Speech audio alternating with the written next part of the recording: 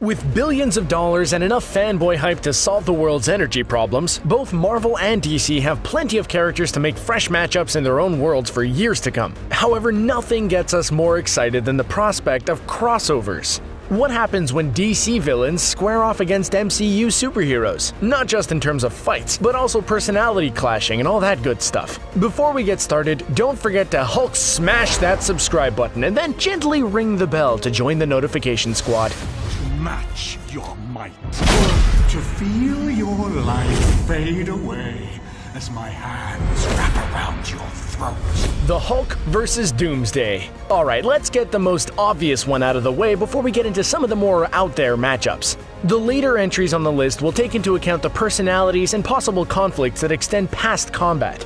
But if you're looking for a simple slugfest that'll leave entire cities destroyed in their wake, then you can't do much better than Doomsday versus the Incredible Hulk. Both incredibly strong monsters powered by pure rage, it seems that these two could fight forever if they wanted to. While Hulk may have a more maximum strength potential as compared to Doomsday, Doomsday has the advantage when it comes to durability and speed. The fact that he's able to keep up with Superman and absorb full-powered shots from him is proof of this. As long as the fight takes place on a planet far away from us, we should be in for a tremendous main event. Sonic claps that stun Doomsday, bones protruding out of the Hulk's body as he presses to strike Doomsday, and then Doomsday pummeling Hulk through a planet's core. Anyone else in the mood for injustice? And you are? Enigma. Edward Enigma, you hired me personally, just like I tell everyone. Ant-Man versus the Riddler. So Scott Lang may not be on an Ironman level of intelligence or anything like that, but that doesn't mean he's a moron. He's a clever fighter and knows how the criminal mind works thanks to his former career as a cat burglar. However, the question remains whether or not he'd be smart enough to solve the riddles of Batman's, let's say, third most ridiculous villain, the Riddler. Calendar Man and Condiment King are still a thing after all. Aside from that one time where Bane injected Riddler full of venom during the Nightfall storyline, Riddler has never been a physical threat to Batman. What he does do is test his mind and detective skills at every chance he gets. If he were to go after Ant-Man, we could foresee Riddler taking great delight in setting up mini riddles that Lang would have to shrink down and figure out. Just imagine Riddler's puzzles from the Arkham video games, but with Ant-Man. As far as Lang goes, we know that he isn't exactly Bruce Wayne. Lang knows how to smile and not take things too seriously, as long as Riddler doesn't get too intense with his schemes. And if Lang can't figure out his riddles, he can always grow giant and curb stomp his HQ. Assuming he could find it, that is. Look what I did to this city with a few drums of gas and a couple of bullets. The Joker versus the Punisher. As we all know, the Joker's main nemesis is Batman. For all of Batman's skill and resources, he always chooses not to kill the Joker out of fear that once he crosses that line, he can never go back. But what if the Joker were to deal with somebody who crossed that line long ago and enjoys being on the other side? Somebody like Frank Castle, the Punisher. The Punisher is exactly the wrong kind of person that the Joker would want to deal with. While Batman will always be content with just sending Joker back to Arkham, Castle's first instinct would be to put a bullet in Joker's skull. This sounds simple, but nothing is simple with the Clown Prince of Crime. If Joker's able to give Batman problems, Castle will have his hands full trying to track him down and actually get him in a corner with no escape. Maybe the city would be a burning pile of ash at the end of this encounter, but at least justice will be served in Castle's unhinged mind. And Joker? Well, Joker just lives for this stuff. But let's get real here. We want to see if Joker can get Castle to crack a smile. He did it to Batman after all. Hey, Angelo. This is the exterminator you called for your rat problem? Account's looking a little thin. Daredevil versus Deadshot.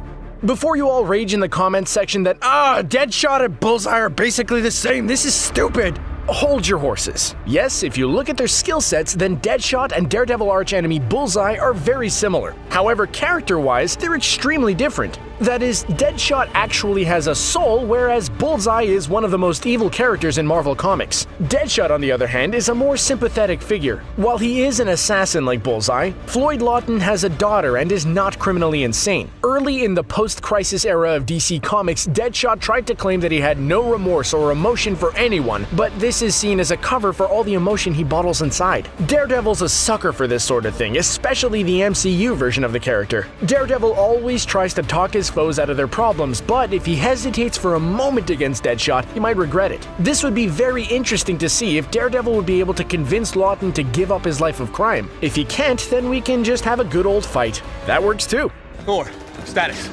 The girl tried to warp my mind. Take special care. I doubt a human can keep her at bay.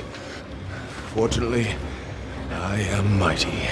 Thor versus Black Adam. Both rulers of their respective kingdoms, Thor and Black Adam are mighty kings who use the power of lightning to combat their foes. Both men have been around for thousands of years, but still rely on the tried and true method of hitting things really hard and summoning lightning on their enemies to incinerate them. The classics never go out of style, it seems. There is no doubt that a straight-up one-on-one fight between the two would be satisfying, with the sparks flying all over the battlefield. It's likely that Black Adam would be faster and stronger than Thor, but armed with Mjolnir, the God of Thunder possesses a great equalizer in his hands. As entertaining as their battle would be, we're even more interested to see if Black Adam would be able to take on Asgard itself. While they do have their similarities as mentioned above, Thor is much more of a team player than Adam is. If Adam approached Asgard, he would have to take on an entire realm of magical warriors. With the powers of gods backing him though, it's not impossible for him to do some major damage, especially if Odin is out of the equation. Speaking of that, does anybody have any idea what's going on with Odin in the MCU? Anyone? You and I are nothing alike.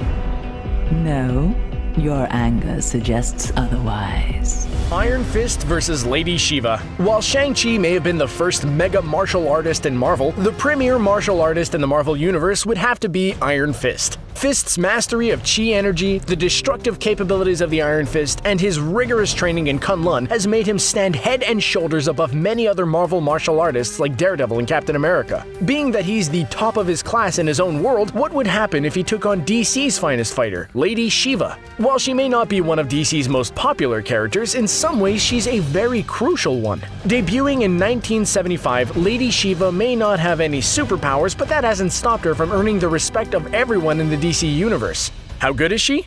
Well, let's put it this way. When Tim Drake needed to train under someone in order to become a worthy fighter alongside Batman, he turned to Shiva.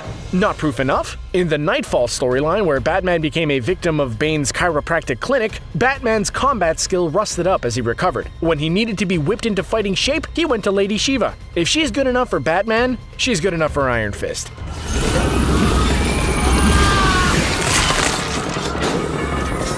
All right, everyone.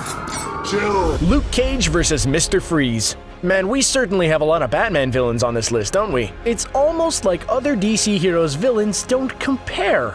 In the Luke Cage Netflix series, we see that Cage is able to take on bullets like they're nothing and walk through extreme heat like it's a warm summer breeze. I mean, he could probably eat like 4 before he gets a brain freeze. Oh, right, we're talking about the supervillain. Sorry, it's hot in the summer, all right? As most people know from the Oscar award-winning film Batman and Robin, Mr. Freeze does the things he does in order to cure his wife of a mysterious degenerative disease. Since then, he's become a, cold man who feels nothing but sorrow. Like Freeze, Cage also lost his wife, but while he does mourn her loss, he has been with other women since. If the two were to square off and know about each other's backstories, Cage might try to talk him out of his life of crime, but Freeze might consider Cage to be disrespecting his dead wife. This would in turn touch a nerve in Cage, and blammo, we have a rivalry. They scream and they cry.